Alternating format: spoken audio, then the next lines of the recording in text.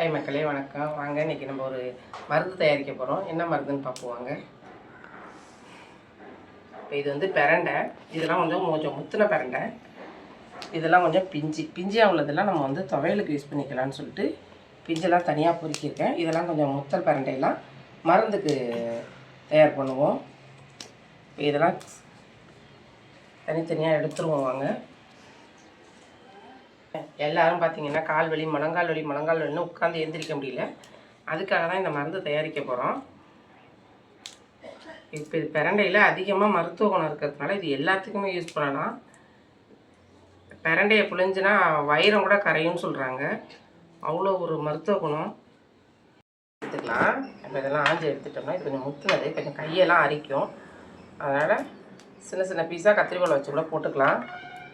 போட்டுட்டு இதை நல்லா வதக்கிறதுக்கு தானே எண்ணெயில் போட்டு வேக வைக்கணும். நம்ம வீட்டில் ஆட்டின நல்லெண்ணெய் தான் வச்சுருக்கோம்.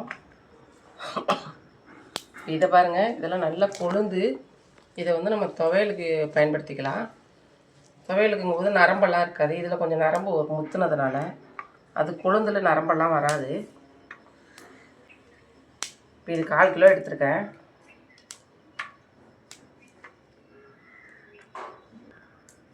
200 எண்ணெய் எடுத்துக்கணும். வாங்க, நான் அதை வந்து உங்களுக்கு ரெடி பண்ணும்போது சொல்கிறேன். நீங்களே செஞ்சு பார்க்கலாம். வீட்டில் வந்து நம்ம வீட்டில் இருக்கிறது தானே. எல்லாருக்குமே உட்காந்தா ஏந்திரிக்க முடியலங்கிற மருந்து தான் இது.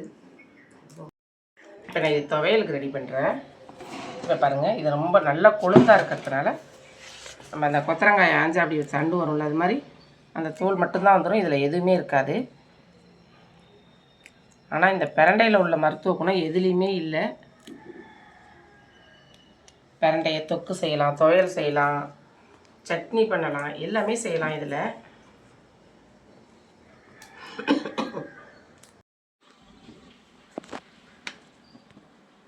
வாங்க, இப்போ நம்ம எண்ணெயை ஊற்றிக்கலாம். நான் ஒரு 1/4 லிட்டர் போல் எடுத்துருக்கேன். சுத்தமான நல்லெண்ணெய் இறக்கணும்.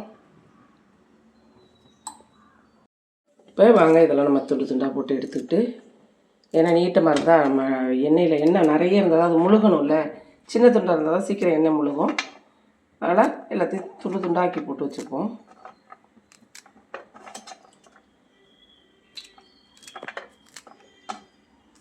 இது நம்ம கொல்லையில் தான் இருக்குது.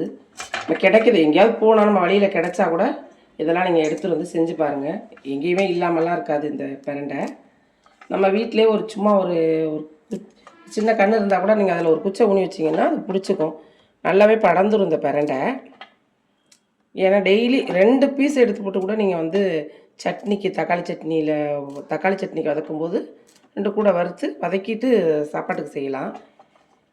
ஏன்னா பசங்களுக்கெல்லாம் இப்போ எல்லாம் வந்து பசி நிறையா இருக்க மாட்டேங்குது. இது நல்லா பசிக்கும். எனக்கு தெரியுதோ இல்லை, இதெல்லாம் எங்கள் பாட்டி சொன்னது தான். இப்போ உள்ளவங்களுக்கு எல்லாருக்குமே முழங்கால் வலி தான் அதிகம். பார்த்திங்கன்னா லேடிஸ் எல்லாம் கீழே உட்காந்து எந்திரிக்க முடியல. அப்படிங்கும்போது டெய்லி அதை வந்து மாத்திரை சாப்பிட்டுட்டேவும் நம்மளால இருக்க முடியாது. இது மாதிரி சின்ன சின்ன வைத்தியம்லாம் நாமளாக செஞ்சுக்க வேண்டியது தான் கிடைக்கிறத. இப்போ வாங்க, நம்ம இதெல்லாம் அதில் போட்டுக்கலாம்.